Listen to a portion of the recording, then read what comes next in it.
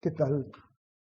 Bueno, en el video de hoy vamos a hablar en la primera parte de los derechos y las obligaciones, derechos y deberes de las partes en el contrato de trabajo, tanto del trabajador como del empleador. Y en la segunda parte vamos a hablar de remuneración. Cuando hablamos de los derechos y las obligaciones en el contrato de trabajo, tenemos dos obligaciones principales a cargo de ambas partes. La primera obligación, que es la obligación del dependiente, del trabajador, ¿cuál es? Es poner su fuerza de trabajo a disposición del empleador, trabajar. ¿Sí? Obligación central. La obligación central del empleador, ¿cuál es? Pagar. O sea, pagar al trabajador por su fuerza de trabajo puesta a disposición y además darle ocupación. El empleador tiene la obligación de darle ocupación, además de estar trabajando. Si quisiéramos hacer una enumeración de los derechos del empleador, derechos del empleador, vamos a mencionar primero derecho de recibir el trabajo. O sea, el empleador tiene ese derecho, reclamarle a su dependiente para que éste le haga entrega del trabajo, del fruto de su trabajo. También tiene facultades jerárquicas, que esto tiene que ver con el concepto de subordinación que estuvimos viendo.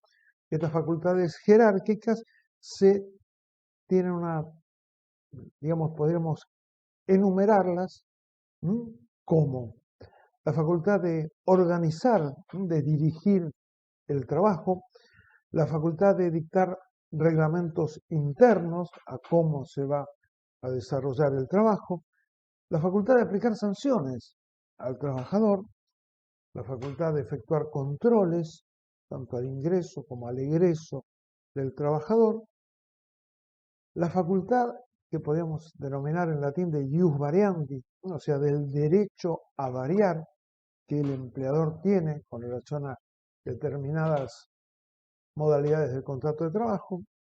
Y una última facultad jerárquica podríamos mencionarla como la preferencia que tiene el empleador con relación a los inventos del trabajador. Pero vamos a ir desarrollando un poquito estas facultades.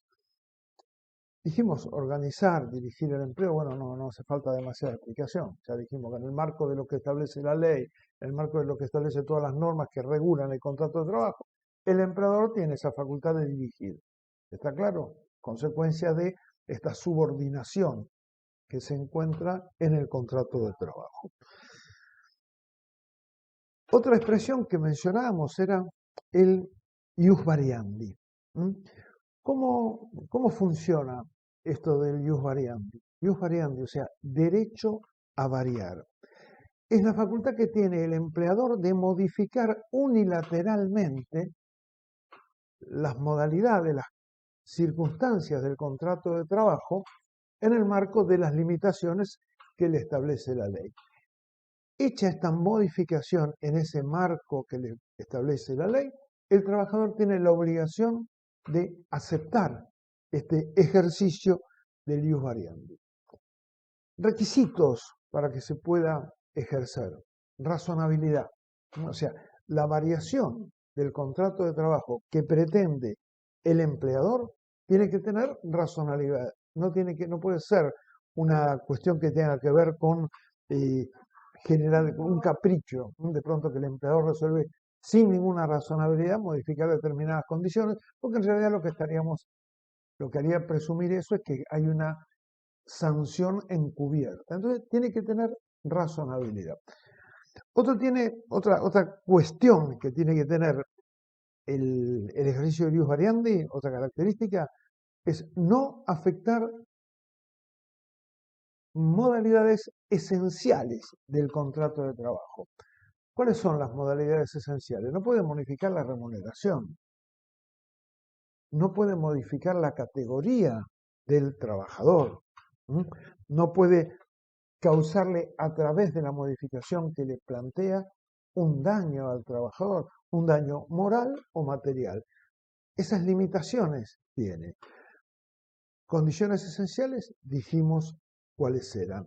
La posibilidad de generar un daño cuando se le modifican unilateralmente las condiciones de trabajo, por ejemplo, que se modifique el horario de trabajo. Si esa modificación genera un daño al trabajador, el trabajador puede oponerse. ¿Cómo sería, por ejemplo, la posibilidad de ese daño? Porque no necesariamente tiene que ser un daño material, ¿eh? O sea, si se le genera un daño material, porque de pronto el trabajador tenía otro empleo y si le cambian el horario, se le impide concurrir al otro empleo, ahí le está causando un daño material. Si le cambian el lugar de prestación de trabajo, él va a venir a trabajar en un lugar distante a 30 kilómetros, le está provocando un daño material, le extiende el tiempo de traslado y además le encarece el valor del traslado, condición esencial. Pero además puede suceder que al trabajador le genere un perjuicio moral la modificación unilateral que plantea el empleador. Y también tiene derecho a oponerse. ¿Cuál sería una lesión moral al trabajador que no tiene materialidad? Y por ejemplo, vamos a imaginar que está cursando, o sea, cualquiera de ustedes que está cursando en la universidad, de pronto tienen una serie de horarios establecidos para las cursadas y el empleador unilateralmente cambia el horario de trabajo, modifica la jornada y hace que la jornada de trabajo coincida con el horario de una cursada. En ese contexto, el trabajador tiene el derecho a oponerse porque le está generando un daño moral.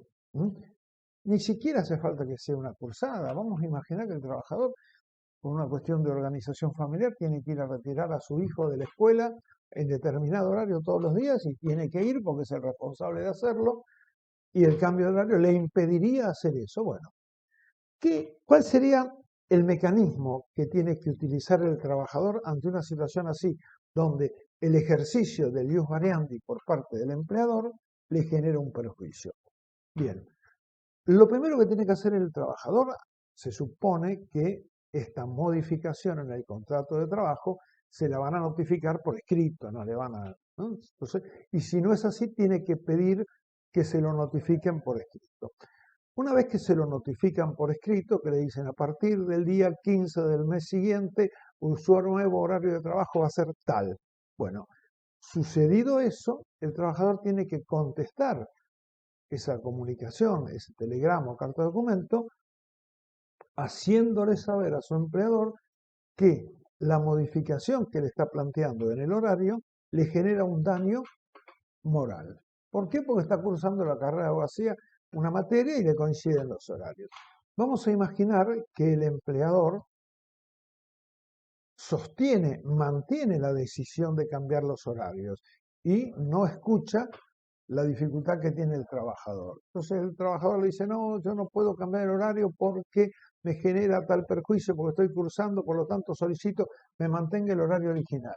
Bueno, el empleador le contesta y le dice, no, desconozco las razones que usted está invocando, por necesidades de la empresa, por una cuestión de organización de la empresa, su nuevo horario va a ser este. Ante esa situación, el trabajador tiene dos caminos. Uno, iniciar una acción sumarísima ante la justicia del trabajo, donde va a plantear la cuestión y va a pedir que se dicte inmediatamente una medida cautelar para que el empleador se abstenga de modificar las condiciones de trabajo hasta tanto se desarrolle el proceso, es un proceso sumarísimo, y que el trabajador pueda demostrar ante la justicia que efectivamente esa modificación le produce un daño.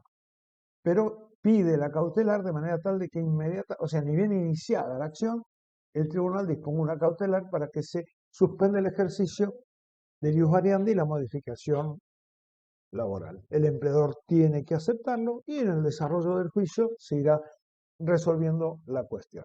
Esa es la primera opción. La otra opción que tiene el trabajador es que insiste, o sea, vamos a imaginar este intercambio de telegramas donde el empleador dice, no, yo desconozco las razones que usted invoca, reitero que a partir del día 15 del mes de mayo su nuevo horario de trabajo es este. Bueno, ahí el trabajador lo que puede hacer es replicar la carta de documento y ante el desconocimiento a su derecho por parte del empleador, darse por despedido, considerar la conducta del empleador una conducta injuriosa, un incumplimiento de los deberes del empleador y darse por despedido y reclamar la indemnización por despido arbitrario. Bien, entonces, ante un ejercicio abusivo de ius variandi, el trabajador se puede oponer y tiene esos dos caminos. ¿Cuándo es un ejercicio abusivo? Si no tiene razón, si no tiene un raciocinio, si es una decisión que no tiene razonabilidad, si es una decisión que altera condiciones esenciales o si es una decisión que le genera un daño moral o material al trabajador. Bien, entonces, hablamos del ius variandi, hablamos de organizar y dirigir, estamos en el marco de los derechos del empleador. Organizar y dirigir la empresa, expresión del principio de subordinación.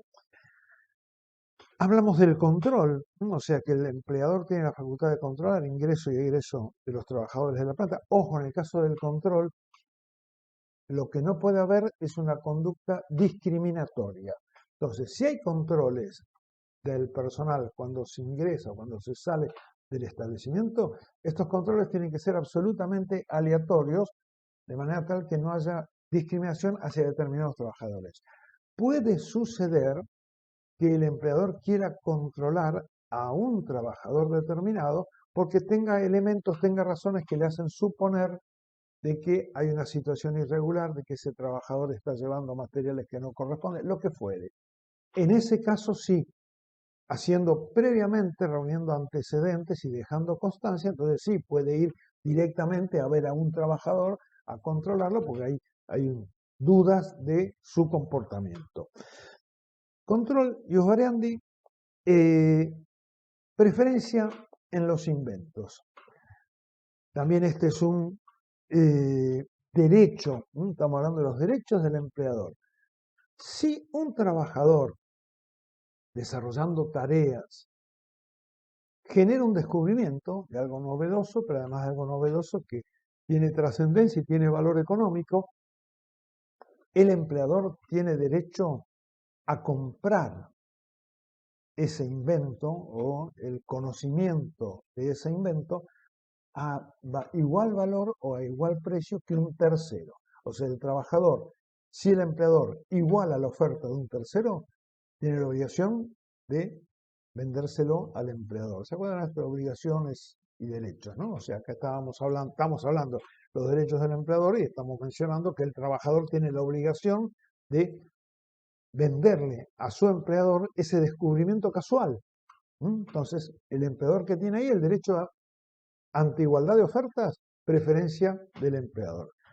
Distinto es el caso si el trabajador fue contratado para investigar con relación a algún determinado tema y en el marco de esa investigación para la cual fue contratado se produce un descubrimiento. En ese caso, el descubrimiento es fruto del trabajo, por lo tanto, corresponde ese descubrimiento, ese invento al empleador en el marco del contrato de trabajo que celebraron. La otra facultad, derecho de los empleadores es el tema de el ejercicio de el poder disciplinario. O sea, el empleador tiene la facultad de sancionar a su trabajador en tanto y cuanto este trabajador incumpla con sus obligaciones. Vamos a suponer que hay un trabajador que en lugar de llegar en el horario que le corresponde, permanentemente está llegando tarde. Bien, hay un incumplimiento, había una jornada pactada y un incumplimiento de parte del trabajador. Bueno, el empleador puede sancionarlo. Estoy hablando de un incumplimiento como puede tener no cumplir porque no lleva el uniforme de trabajo, no cumplir porque no presta atención, porque no tiene un trato respetuoso con sus superiores, porque se fue del trabajo sin avisar, por lo que fuere. Bien, hay distintos tipos de sanciones que son a través de las cuales se exterioriza este poder disciplinario del empleador. La primera sanción, digamos así, es el llamado de atención. Simplemente el empleador, ante una falta leve y por ahí una primer falta, hace un llamado de atención, lo documenta a través de una notificación que firma el trabajador o de una carta, documento o telegrama, donde le hace saber al trabajador que le llama la atención por haber llegado tarde el día tal. Bien, primer llamado de atención. Apercibimiento, segunda escala, donde vuelvo a lo mismo, son las sanciones leves, pero sanciones al fin. De la misma forma que un llamado de atención, el apercibimiento prácticamente podemos decir que tiene las mismas características, se le notifica al trabajador que está apercibido. Luego sí, ya viene lo que llamamos la suspensión disciplinaria. Esto es cuando ante un incumplimiento el empleador suspende al trabajador por una cantidad de días de trabajo, días en los que obviamente no va a trabajar y obviamente no va a cobrar la remuneración. Esta es la suspensión disciplinaria, el empleador tiene la facultad de hacerla, tiene la obligación de notificarla. Cuando la notifica, hacerle saber exactamente la fundamentación de esa sanción, porque esta ya es una sanción que tiene contenido económico, o que está perdiendo los salarios el trabajador. Y además hay otra limitación, y es que la sanción disciplinaria, la suspensión, no puede acumular a lo largo del año más de 30 días. Si acumula más de 30 días de suspensión, el trabajador podría considerarlo injurioso y darse por despedido. Pero tiene que ser superior a los 30 días. Ojo, estamos hablando de una suspensión que el trabajador impugna, porque le mandan una carta de documento donde le dicen, señor, lo voy a suspender por 5 días porque tal día no cumplió con su producción. En lugar de producir, estuvo en el lugar de trabajo, pero sin producir. Por lo tanto, se lo suspende por 5 días. El trabajador tiene que impugnar esa suspensión, tiene que decir, no, eso es mentira, desconozco la causal. Impugnación que tiene que hacerla dentro de los 30 días de notificada la suspensión. ¿Se acuerdan cuando hablamos de las caducidades de algunas instituciones que tienen que ver, que es donde se admite una renuncia a un derecho, una pérdida de un derecho por parte del trabajador, en este caso una caducidad? El trabajador pierde a los 30 días la posibilidad, el derecho de impugnar una suspensión. Queda firme, queda consentida, por lo tanto después ya no se puede discutir si era verdad o no era verdad lo que se le imputaba al trabajador. Entonces, suspensión disciplinaria. Y la sanción más fuerte, la más grave, es cuando al trabajador se lo despide con justa causa. Esto es cuando la situación que se plantea reviste la gravedad suficiente como para que el empleador decida romper el contrato de trabajo. Facultad que tiene, obviamente, ante un incumplimiento contractual, la sanción ¿cuál es? La rescisión del contrato. El trabajador podrá negar las circunstancias, porque para poder despedir tienen que invocar una causa, el trabajador puede desconocerla, y bueno, y finalmente en un juicio se resolverá si efectivamente existió justa causa para el despido o si no justificó realmente por el incumplimiento alegado la posibilidad de rescindir un contrato de trabajo. Todas las sanciones, pero especialmente el despido, que es la más grave, tienen que cumplir 3 requisitos. Primer cuestión, la sanción tiene que ser contemporánea al hecho que se pretende sancionar. No podemos decir dentro de 10 días lo suspendo por 10 días por haber faltado sin aviso el día 28 de marzo. No, es contemporáneo. Lo despido porque el día 26 de marzo o el día 5 de abril del 2021 usted le faltó el respeto a un superior en presencia de clientes, lo despido. No, tiene que ser contemporáneo. No puedo decir cómo hay una situación que se generó que hace que yo piense que el contrato de trabajo no puede continuar, yo piense que ese contrato de trabajo debe extinguirse por un incumplimiento grave, no puedo tener 15 días trabajando a esa persona si yo estoy diciendo que no tengo la posibilidad de que continúe el contrato de trabajo. Por lo tanto, primer requisito, contemporaneidad. O sea, tiene que ser absolutamente contemporáneo, salvo que la decisión del despido requiera el desarrollo de un sumario, que hay determinadas actividades donde los empleadores no pueden despedir o sancionar directamente, sino que tienen que hacer un sumario, tienen que acreditar las circunstancias que invoquen y recién ahí pueden sancionar. Entonces, salvo esa situación muy puntual, primer elemento, contemporaneidad. Segundo elemento, proporcionalidad. La sanción que yo intento aplicar tiene que ser proporcional a la falta que estoy imputando. Si la falta que estoy imputando es grave, puedo aplicar una sanción grave, despido o suspensión por muchos días. Si la falta que estoy imputando es leve, debo aplicar una sanción leve. Lo que no quiere decir que ante la reiteración de leves faltas yo pueda aplicar una sanción grave.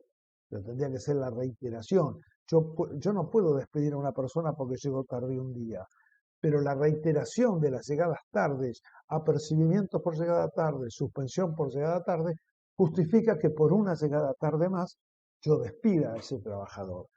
Porque se fueron acumulando. Pero tiene que haber este requisito, proporcionalidad.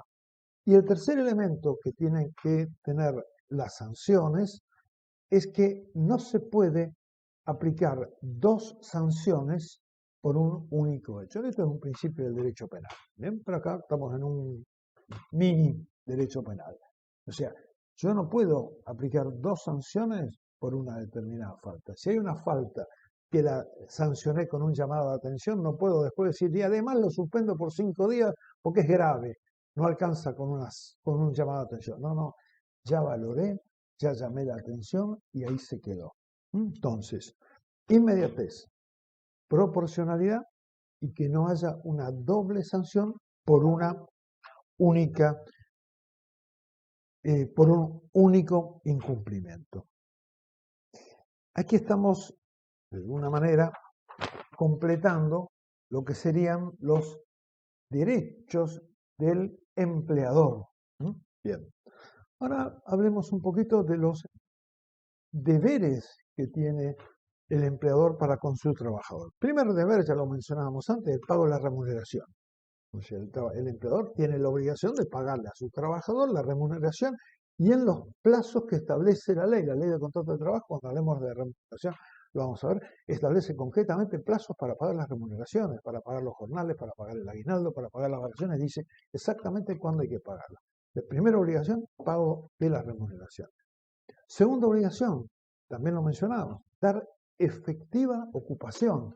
O sea que el empleador tiene la obligación de darle trabajo. No puede decir, bueno, listo, buen día, venga, siéntese en esta silla, deje pasar las 7 horas de la jornada y hasta mañana. No, tiene la obligación de darle tarea.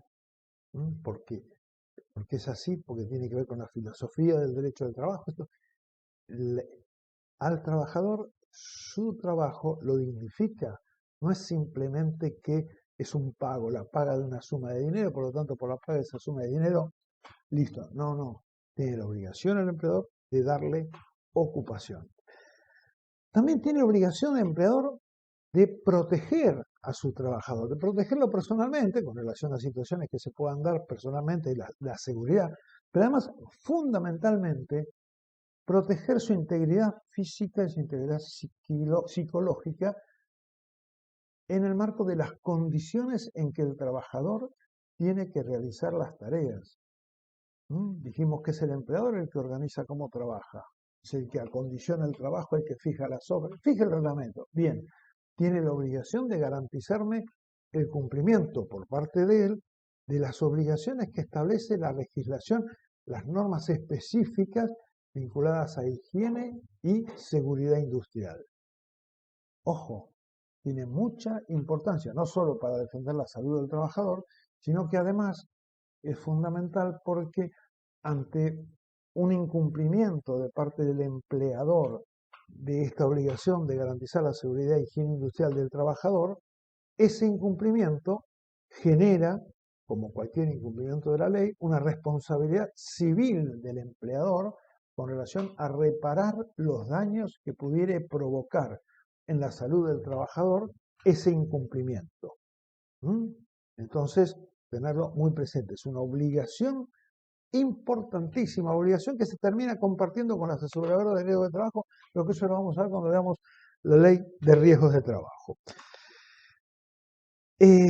Dijimos que deber de protección, deber de ocupación, la obligación de registrar, estamos hablando de los deberes, las obligaciones del empleador, registrar la relación laboral y todas las modalidades de la relación laboral en sus registros contables. Artículo 52, Ley de Contrato de Trabajo, ¿se acuerdan que lo vimos hace dos clases?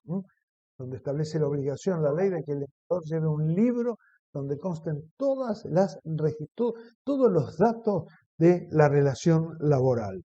Entonces, además de ese registro, la obligación de formalizar los aportes previsionales.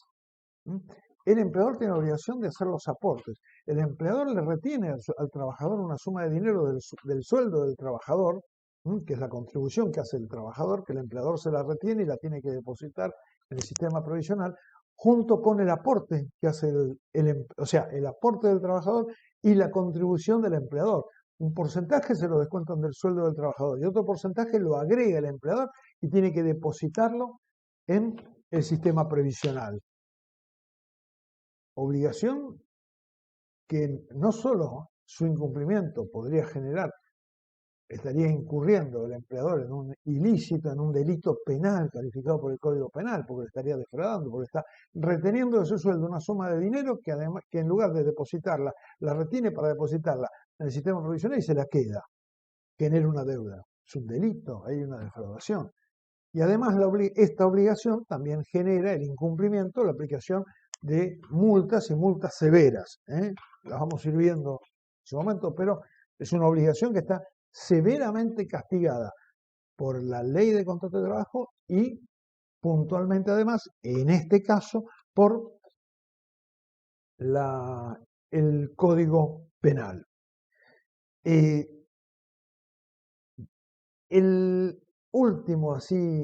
La última obligación del empleador con relación al trabajador sería una obligación también muy importante y es la obligación de no discriminar. O sea, el empleador tiene la obligación de no discriminar dentro de sus trabajadores. Debe darles un trato absolutamente igualitario. Ya lo vimos con el tema de los controles, que es una de las formas en que se puede llegar a expresar esta discriminación. Entonces, aquí estaríamos completando lo que eran los derechos y los deberes del empleador. Bueno, para completar de alguna manera el cuadro de derechos y obligaciones, podemos mencionar lo que serían los derechos y los deberes del trabajador a partir de este concepto que venimos planteando. Un derecho del trabajador se acompaña con una obligación del empleador y al revés. Entonces, como derechos sustanciales del trabajador, podemos decir, ya lo hemos reiterado, el derecho a percibir el trabajo. Bien, tiene derecho a reclamarlo. Tiene derecho a que le den ocupación efectiva, no solo, o sea, no solo que le paguen el salario, sino que le den efectivamente trabajo. Tiene derecho a exigir no ser discriminado. Mencionamos casos que pueden haberlo sido. O sea, tiene todo el derecho a reclamar no ser discriminado. E insisto, todo aquello que son obligaciones del empleador, puesto desde el otro lado, son derechos del trabajador. ¿Qué deberes tiene el trabajador? Tiene la obligación de ser diligente y colaborador. En este contrato tiene que poner lo mejor de sí a los efectos del cumplir sus prestaciones. ¿Hasta dónde llega esto de la diligencia y la colaboración? Por ejemplo, si bien en condiciones normales no está obligado el trabajador a realizar horas extras, sí está obligado a cumplir su jornada normal de trabajo, pero no está obligado a realizar horas extras. Si el empleador está atravesando una situación de emergencia, de crisis, que le requiere la necesaria participación de los trabajadores haciendo horas extras, el trabajador no puede oponerse. ¿No? Tiene que, de alguna manera, ser colaborador en esa emergencia, obviamente, obviamente en el marco de que exista algún tipo de dificultades. Y, por otra parte, el deber de obediencia también tiene el trabajador. O sea, en ese marco donde el empleador es el que fija pautas, fija reglas, el trabajador tiene el deber de aceptar, ¿no? De someterse a esas reglas, en tanto y en cuanto esas reglas sean objetivamente cumplibles, sean dictadas en el marco de la ley. Y también la última obligación que podríamos mencionar es la obligación de fidelidad. ¿No? El trabajador debe fidelidad a su empleador. En el marco del contrato de trabajo se inserta el trabajador en una estructura empresaria y va a conocer el proceso de producción, va a conocer de alguna manera secretos de esa estructura empresaria. Bueno, no puede, tiene el deber de fidelidad, no puede poner en conocimiento, y mucho menos, por ejemplo, de la competencia de su empleador, esos secretos a los que accede, ese conocimiento al que accede a través de su contrato de trabajo. Y también tiene la obligación de el cuidado, el buen uso de aquellos elementos de trabajo que son puestos a su disposición para realizar las tareas. En este marco estaríamos cerrando todo lo que sería la unidad que tiene que ver con derechos y obligaciones de las partes en el contrato de trabajo. Bueno, en esta segunda parte de la charla vamos a hablar de remuneración. Vamos a ver la definición de remuneración. Remuneración es la contraprestación que recibe el trabajador a cambio de la prestación del servicio que él brinda o de haber puesto su fuerza de trabajo a disposición del empleador. Es la contraprestación. Venimos reiterándolo, este concepto. Cuando hablamos, esto lo unimos con otro concepto que también nos da la ley de contrato de trabajo, y es cuando define que el trabajo siempre se presume oneroso. O sea, la presunción es que el trabajo tiene una contraprestación que es la remuneración. Puede no haberla, pero lo que se presume, para que no la haya, va a tener que haber pruebas al respecto. Si no, se presume que es oneroso. Entonces, hablamos de remuneración y aquí tenemos que hacer una diferenciación entre dos conceptos. ¿Qué es aquello remunerativo dentro de una relación laboral y qué es aquello no remunerativo? ¿Por qué? Porque hay determinados rubros, determinados conceptos que recibe el trabajador, que percibe en función de la existencia del contrato de trabajo, que son remunerativos y hay otros que no son remunerativos. ¿Cuál es la diferencia fundamental? Cuando hablamos de rubros remunerativos, estos rubros están sujetos a los aportes y contribuciones dirigidos al sistema de previsión social. Aquellos rubros no remunerativos están fuera de ese sistema. Entonces, cuando hablamos de rubros remunerativos, estos se consideran y se toman en cuenta cuando tenemos que calcular el sueldo anual complementario, cuando tenemos que calcular las horas extras, forman parte del sistema que se toma en cuenta para las indemnizaciones también. O sea, cuando establecemos la indemnización por preaviso, por despido, también se consideran aquellos rubros que son remunerativos. ¿Cuáles son los rubros remunerativos? Primero, el sueldo central. El sueldo anual complementario. Las horas extras son remunerativas, las gratificaciones que recibe el trabajador, muchas veces hay gratificaciones que pueden ser incluso gratificaciones ni siquiera mensuales, anuales, semestrales, son remunerativas. Los viáticos, en tanto y en cuanto esté el concepto viático expresado cuando se paga, pero no tenga que rendirlo. O sea, a mí me pagan, por ejemplo, 3.000 pesos de viáticos, pero esos 3.000 pesos yo no tengo que rendirlos. Y si es en esas condiciones donde no tengo que acreditar que los gasté, se lo considera remunerativo. Contrariamente, cuando el viático me lo pagan, pero yo tengo que rendirlo, me lo dan como un dinero para que yo gaste en el desarrollo de mi tarea, en esos casos no es remunerativo.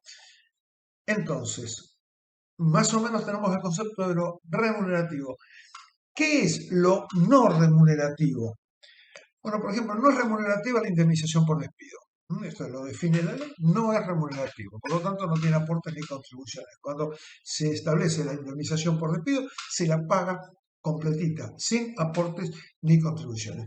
Recién decíamos, tampoco son remunerativos los gastos cuando se corresponden con dinero que yo tengo que gastar aplicado a los viáticos y tengo que rendir ese gasto. Tampoco son remunerativas todas las prestaciones que tienen que ver con el sistema de seguridad social, las asignaciones familiares, asignación por hijo, por cónyuge, por matrimonio, por maternidad, son todos rubros no remunerativos. ¿Por qué? Porque vienen de otro lugar, vienen del sistema previsional, es el Estado que lo paga y lo paga en función de no necesariamente la prestación de la tarea, sino en función de acreditar determinadas circunstancias para que el sistema me lo pague. No es remunerativo. Tampoco son remunerativos los subsidios. Muchas veces se dan subsidios, hay subsidios que también los otorga el Estado, subsidios por desocupación, subsidios para completar, por ejemplo, algo desgraciadamente muy de uso en estas últimas épocas para completar la retribución de los trabajadores, tampoco es remunerativo. A ver, ¿dónde está el secreto? ¿Por qué esta diferencia remunerativo o no remunerativo y por qué tiene tanta importancia hoy en nuestros días? Porque cuando al trabajador se le paga algo que es remunerativo, ya lo dijimos, ingresa al sistema de seguridad social. Sobre esos rubros hay que pagar aportes y contribuciones. Una parte que se le descuenta al trabajador y otra parte que el empleador paga por encima del sueldo. Entonces, si hablamos de 100 pesos remunerativos, en realidad esos 100 pesos, si sumamos lo del trabajador más lo del empleador, terminan siendo casi 150 pesos, lo que significaría el gasto total. Entonces, si a mí, por ejemplo, me dan un aumento y me dicen que es no remunerativo, si pudiera ser así, que no es, ahora vamos a ver por qué, me dicen, tiene un aumento de 100 pesos no remunerativo. Me van a dar 100 pesos sin descuentos y el empleador va a gastar 100 pesos, nada más. Son 100 pesos que vienen derechito al bolsillo del trabajador y elude todo el sistema previsional. ¿Qué es lo que sucede justamente a partir de esta situación, de este menor costo de la suma no remunerativa?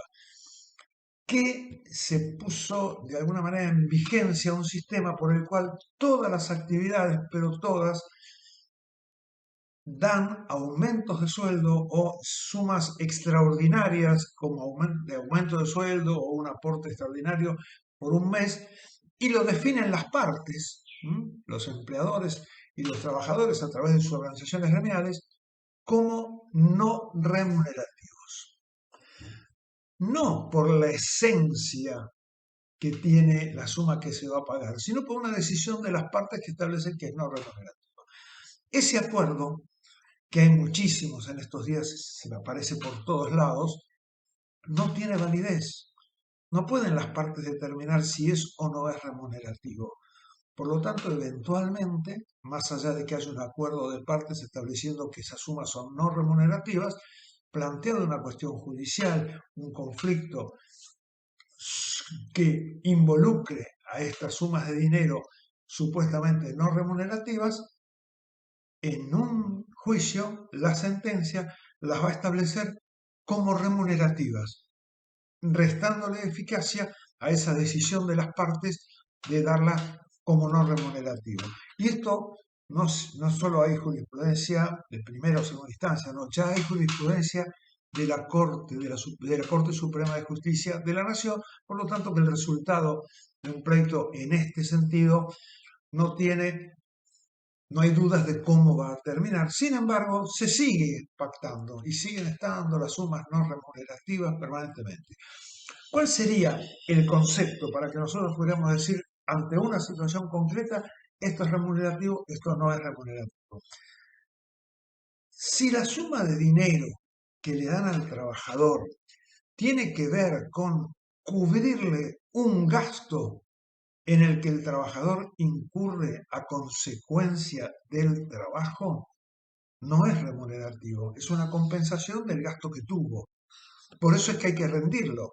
O sea, como es una suma de dinero para que yo gaste en mi trabajo, tengo que rendir con los respectivos comprobantes. Eso es lo que no sería remunerativo.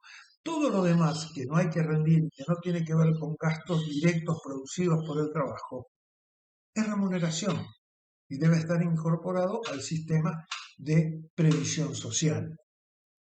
¿Se entiende? Es muy importante este concepto para que lo manejen porque permanentemente, si ustedes, es más, a muchos de ustedes quizás les esté sucediendo, cuando cobran su sueldo se van a encontrar con sumas no remunerativas. Eso no tiene eficacia. O sea, tienen tanto en cuanto nadie la cuestione, pero si alguien la cuestiona, aplicamos esos principios que habíamos visto, la irrenunciabilidad de los derechos del trabajador, el orden público laboral, y eso no tiene eficacia, y en un pleito el juez va a resolver que esa suma de dinero entregada supuestamente como no remunerativa es remunerativa y está sujeta a todos los aportes y contribuciones del sistema previsional. Otro concepto que tenemos que ver en esta unidad de remuneración es el concepto del salario mínimo vital y móvil. ¿Qué es esto?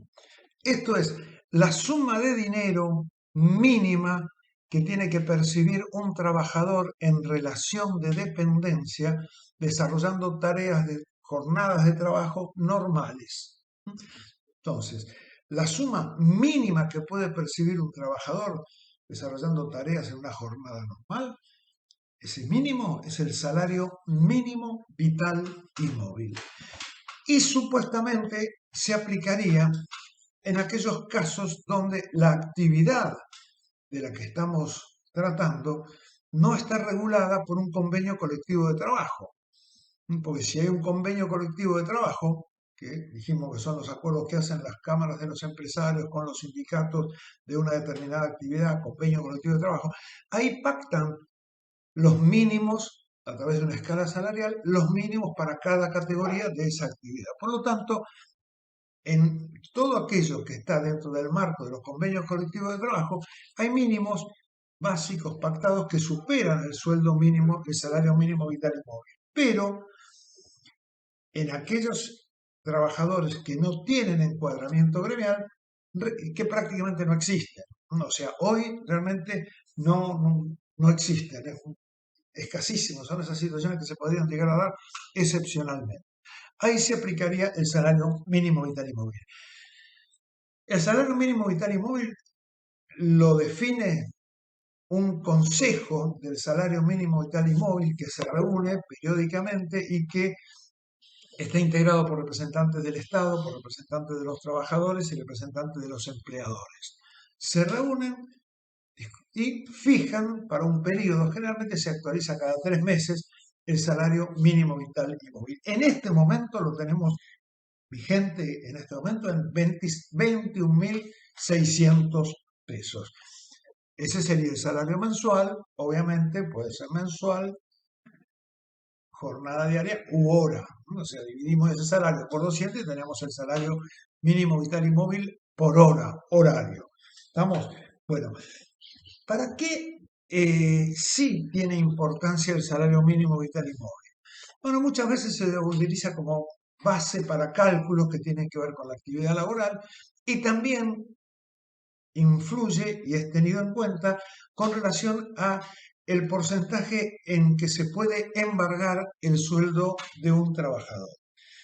La ley establece que ante un embargo producido contra un trabajador para que el empleador retenga de su sueldo para pagar ese embargo en un juicio, hay un límite que no se aplica a dos tipos de juicio, por alimentos o por expensas comunes. Esos dos créditos están exentos de esto que vamos a hablar ahora.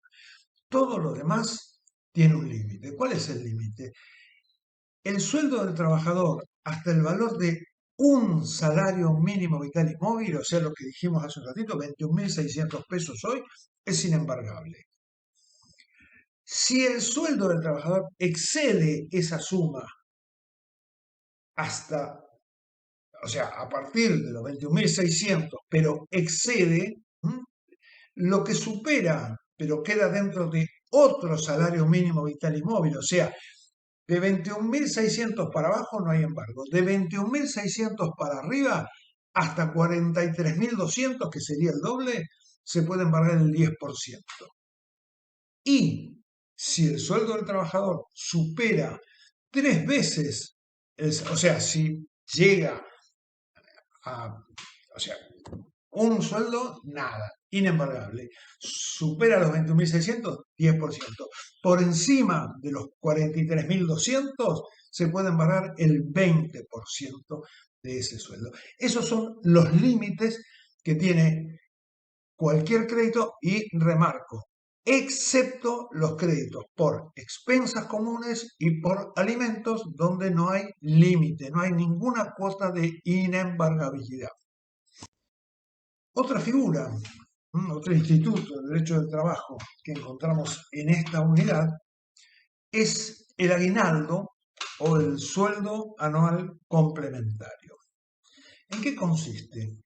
Es el sueldo número 13.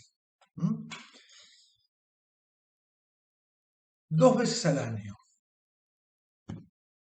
el 30 de junio o antes del 30 de junio, y el 18 de diciembre, el trabajador, además del sueldo que está cobrando permanentemente, cobra un adicional, un sueldo anual complementario, que consiste en la mitad del mejor sueldo que haya percibido en el semestre anterior. O sea, en junio, el trabajador, en junio de este año, del año que corresponda, va a cobrar el medio aguinaldo.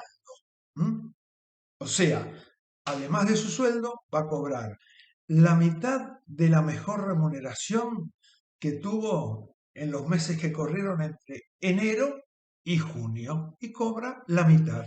Primer semestre, sueldo anual complementario del primer semestre.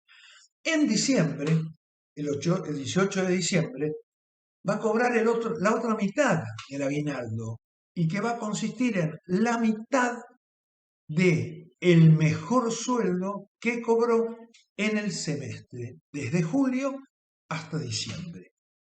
Para ese cálculo, ahí entra todo.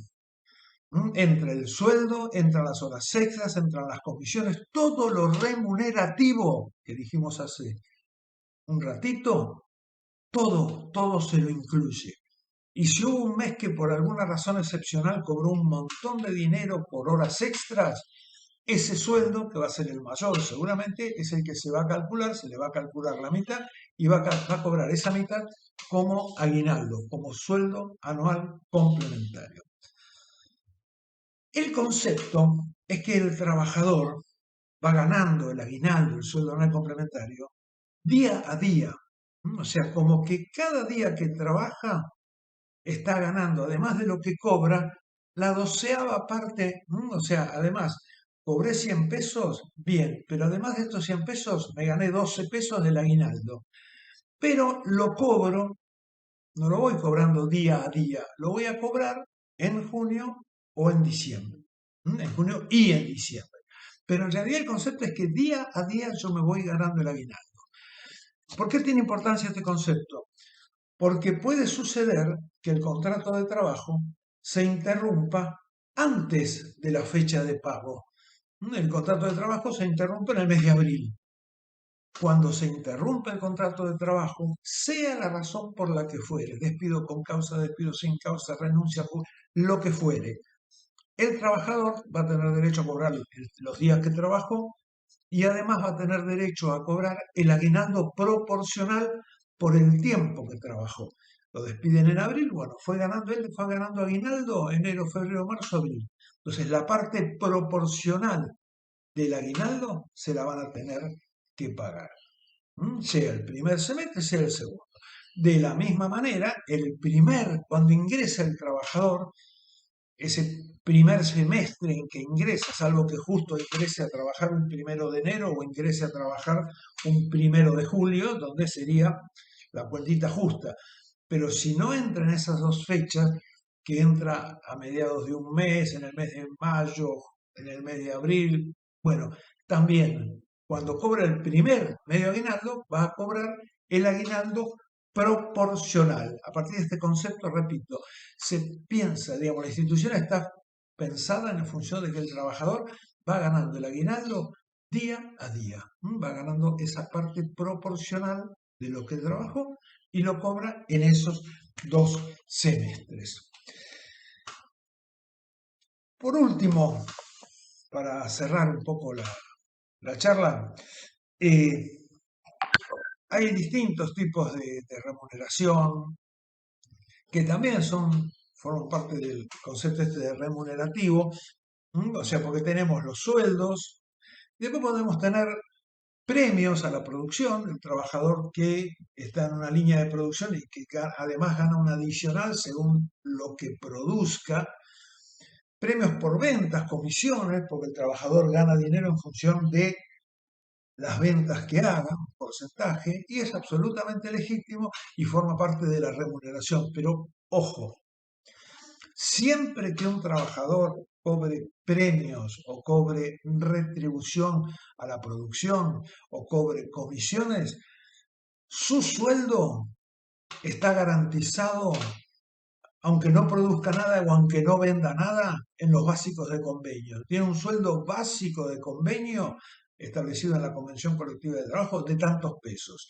Después con las comisiones puede superarlo, pero lo que no puede es estar atado únicamente a comisiones o a premios y que al fin de un mes o al fin de una quincena, como produjo poco o vendió poco, su remuneración sea inferior al básico del convenio colectivo de trabajo. Entonces tiene un piso, así como está el salario mínimo vital y móvil para aquellos que no están en ninguna actividad. Bueno, acá si están en cualquier tipo de actividad encuadrado, también hay básicos.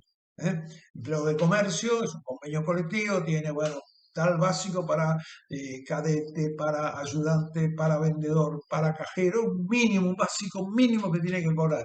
Bien, si yo soy vendedor y tengo una comisión, nunca voy a poder cobrar menos que ese básico que fija mi convenio colectivo de trabajo. Si vendo mucho, voy a cobrar muy por encima de ese básico, pero nunca por debajo. Y la otra figura que también existe, y quería mencionar, que después por ahí cuando hablamos de estatuto la reiteramos, pero bueno, no importa, la quiero mencionar también porque es una forma de remuneración, es lo que se llama comisión indirecta. Imaginemos que estamos trabajando en una empresa que vende determinada línea de productos. A mí me contratan para que yo venda esa línea de productos en una determinada zona o me dan una determinada cartera, me dan un listado de 50 clientes que yo tengo que atender. Es la cartera de mis clientes a los que yo tengo que venderles. Además, pactamos una comisión del 1% por las ventas que haga. Por lo tanto, en esa zona o en esa cartera de clientes, cuando yo vendo un producto, me voy a estar ganando el 1% de comisión. Esa es la comisión directa, pero también existe la comisión indirecta. Y es cuando un cliente de mi zona o de mi listado de clientes compra directamente a mi empleador, en lugar de hablar conmigo, hacerme, necesito tal cosa, qué sé yo, no. Llama directamente a la empresa y le compra directamente a la empresa. Pero es un cliente que está en mi zona, o es un cliente que está en mi listado en mi cartera de clientes. Bien, en ese caso, el vendedor también gana la comisión. Gana lo que se llama la comisión indirecta. Con esto estamos cerrando el cuadrito de remuneraciones. Bueno, espero que se haya entendido. Bueno, si no se entendió, vamos a tener el espacio de los encuentros de los viernes para tratar de aclararlo. Muy bien, nos vemos. Chao, suerte.